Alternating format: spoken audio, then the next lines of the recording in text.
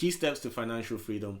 What are they and why do you need them? In this video, we're going to dive into that and break it all down for you guys. Financial freedom sounds exciting to me. Yeah. I would love to have financial freedom. I would love a day where I don't have to worry about money. Yes, but still have money coming in while you're sleeping. Yes. Because you can sit, not worry about money, but there's nothing coming in. But that's what I mean. I mean, like, whereby I have money, right? Enough to, to live off, and I don't have to think about it. And then you can go places that you can just, whatever you see, you can buy, right? Not saying, I'm going to have to count my pennies. But anyway, the first one is actually set financial goals. So I think that's key, and I think it's important, and I think we tend to neglect it a lot. I think I do it a lot. Yes. I don't set my financial goals. I think I'm in between. Like, when I'm really good with my money, I'm really good, and then when I'm really bad, I'm really bad. And sometimes I get into this habit of money comes in, money goes out. Like, I'll just spend the money and I don't plan ahead. I think that's the same place a lot of people are in. Like, the money is out before it comes in your account. You've already got all these outstanding. It's a habit. Honestly, I think it's a habit, and I'm bad at it sometimes because I'll even start thinking of buying stuff that I don't need. Like, it's terrible. So yeah, but I guess that's where certain financial goals will come in, because you can say, you know what, this is what my income is going to be, or this is what my income is. These are my necessary bills, like rent, accommodation, food, because you need to eat, right? And anything else, clothes.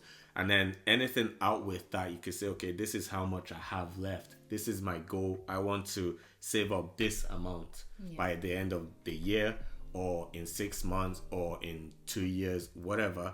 And part of setting those financial goals is knowing what you want to achieve with the money, because money is a tool to get what you want. That's what people forget. People often think money is the do all and be all. It's not. Yeah. You should control money rather than have money control you. Absolutely. And I think for me, like I mentioned at the beginning, I think I'm quite bad. Like, I used to be worse, and I think now I've taken a lot of David's advice. Like, he's really good with money and organizing, and I think I've taken a lot of his ideas in a way for me to also get to that my financial freedom. And I've taken some key steps and some key things, and for me the first one is definitely avoid taking out unnecessary debts. So I've cut back in terms of taking out debts that I don't need. For example, say a new iPhone comes out, I used to be bad with that. Again, I would always every year. Yeah, I'll get a new contract. If they say a new Apple is waiting for me at the Apple store, I'll go and get it. So now I've cut that back. Now I tend not to buy a new phone when it comes out. Yeah, I was actually quite bad with that as well. There's a new phone, particular iPhone will come out. I'll take out a new contract, maybe 24 months or 36 months, and then it's all fun and games until after a few months you're like, I'm tied to this for another 30 months. And you can't tell where you're going to be or where life is going to be in the future. You can only plan for it, but you can't exactly tell where it's going to be. No one can. So what's the point taking out something that's going to last you 4 years, or is going to tie you down for 4 years, when you don't know what's going to happen, where you'll be in 4 years, where you'll be financially. Exactly. Absolutely. What do you think of having an emergency fund as a key step for financial freedom? I think it's good. I think an emergency fund, if you can afford it, definitely get one. I have been in situations where I have not had an emergency fund. And it's not fun, because even me as well, there's many times, and if you have a car, you probably know about this, many times things come up, especially for the car. They do. So I was just driving normally, and next minute I get out the car, and then I hear this huge hissing noise. I'm like, what's going on? There's a huge hole in my back tire. You thought it was a snake. Yeah, I was like, what? So I started thinking I'm back in Africa or something like that. Then I was like, okay, that's cool. I phoned up the garage and says, look, I need an emergency, basically tire replacement. And of course that came at its cost. That's why it's important to have an emergency fund, because if you're caught lacking, you don't have an emergency fund, Exactly. It could be painful. Yeah, and I think it forces you, especially when things that, when things happen that are unexpected, it forces us to spend money that we don't need. For example, you end up taking out a loan or something just so you can cover that emergency issue that's come up. So again, that will keep you back, and you won't be on track on getting to your financial freedom because you're continuously taking out debt, which is not good. So having that emergency fund, like in your story, is great because you are able to cover it yourself and you don't need exactly. And another thing as well is like it could be bills, how the bills just suddenly went up and people are like, what? I mean, you can't plan for that, of course, but it's good to have something set aside just in case. And this could definitely be one of the financial goals that you can set. Paying off your mortgage if you can afford it. I can't stress this enough. Pay off your mortgage. And I think that's the biggest burden in a lot of people's lives, because once you pay off your mortgage, you don't need to worry about it. And all that money you would be spending on a mortgage, it comes back in your pocket. Yeah, and a key thing to remember with regards to mortgage and is like the price of the house that you go. Everyone wants the big houses, right? Everyone wants the lavish, the mansions, the castles, all that stuff. Or even the five bedroom houses. You need to look at your pocket, right? What can you reasonably afford that you'll be comfortable? Can you afford maybe a 2-bedroom, but really you want a 5-bedroom? Obviously the 5-bedroom will be a lot more expensive, and the mortgage will be a lot higher because Lord knows the rates are high and you're paying off a lot of interest. Most of the mortgage payments are interest.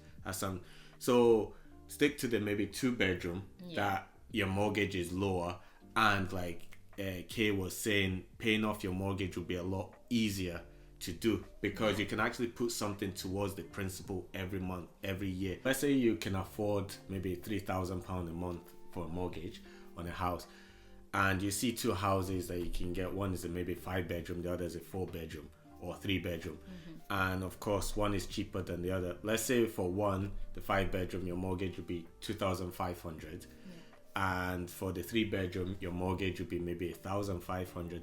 Why not go for the 3-bedroom, and then that extra 1,500 you have spare, put it towards your principal, rather than going for the 2,500 and you only have 500 left. So it's all about playing around with what you have. Definitely. And I think also, I know we're on the topic of mortgages, but I also feel like, say if you're a young person and you're staying with your parents, I would encourage you to stay with your parents for as long, forever.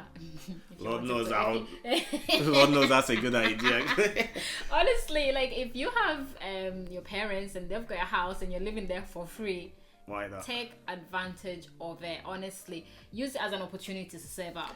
Exactly, and it's a very good opportunity. I mean, you can gain some experience as to paying bills by giving some money to your parents for the electric bill, or even towards the mortgage, or if you just want to say it's rent, just to give you that experience. But stay with your parents as much as possible. I mean, we all want to just move out very quickly, have our space, have our this, have our that, but unless it's really necessary, then it's a good idea just to stay where you are. Because reality quickly sets in when everything comes out at the same time, and then you look at your salary and you're like, what happened to my money? So I think it's important. I mean, for me, because we've got kids, I would definitely encourage our boys to stay with us for as long as they can. Not forever, but well, I mean, if I could keep them forever. Nobody needs this. But whenever they're ready, I'm not going to push them, and we'll obviously help them as much as we can to set them up, just to help them a little bit, because I know how it feels starting from scratch. So, because we pretty much just rushed to move out, have our own space and stuff like that. But if you can do that, any opportunity you get to save up as much, that way it also gives you time to think about what you really want. Because when you're already out, you don't have that time, because money is a big issue. There's no time to think. Could be an issue. I know. There's no time to think. There's just time to get up, get to work, come back, sleep, and repeat. Literally. Pretty much. Invest in the future. Yes, investing is important. there's many ways actually to invest, and our expert here will definitely tell us a bit more about investing, because he's good at it. And for me, I take as much as advice as I can with investments, so I'm all ears. So let's hear it. Within, well, to yourself, self-proclaimed expert, but yeah, with investing, I would say it depends. Again, this goes very much hand in hand with setting financial goals. Because when you set your financial goals, then you know how much money you could put away on what you can invest in. So I would say I always go with a 3/3 rule. So the first third, of course, goes to bills and stuff, if you're lucky. The second third goes towards food and yourself, paying yourself. And the third should always go towards investing, putting something aside for the future. So there's different ways you can invest. You can invest in a pension. You can invest in like an ISA. In fact, your pension, you can put it into an ISA, which gets invested for you by a fund manager. You can even learn about the stock market, invest yourself in the stock market. That you can do property investment if you have the capital. There's even as much as like whiskey, invest in casks of whiskey. I can talk for days, for weeks, for months on this. How about you? You work in the industry. Yeah, I mean, I definitely do work in the industry, but I think for me, what works for me and I think is key is especially your pension. Don't neglect your pension. So if you're able to put a bit more in your pension, do that, because guess what? It would allow you to retire early. So remember, the best thing that you can invest in actually to get to your financial freedom is time. So if you can buy back time, whereby you put more in your pension, and you know, like Didi mentioned, investing in ISAs and all these extra things, properties. If you can invest in those things, by the time maybe you're hitting 50, 60, you might have enough cash to be able to retire and move on. Because sometimes what tends to happen is people invest, their money in specific things, and then maybe they don't plan fully ahead.